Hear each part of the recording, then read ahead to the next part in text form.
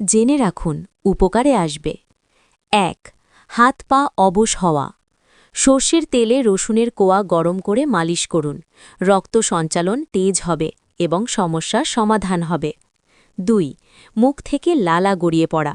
প্রতিদিন এক টুকরো দারুচিনি চিবিয়ে চিবিয়ে খান, কিছুদিনের মধ্যেই আরাম হবে। ৩. ঘা তাড়াতাড়ি শুকায় না। সাদা তিল খান, রক্তে শক্তি মিলবে এবং ঘা তাড়াতাড়ি ভরে যাবে। ৪. বারবার প্রস্রাব পায়। ঘুমানোর আগে ভাজা ছোলা এবং আখের গুড় খান, প্রস্রাব কন্ট্রোল হবে। ৫. একটু হাওয়া লাগতেই মাথা ব্যথা। একটা এলাচ মুখে নিয়ে চিবান, দেখবেন সাথে সাথেই মাথা ব্যথা গায়েব। ৬. পেটে প্রায়ই গুড়গুড় করে।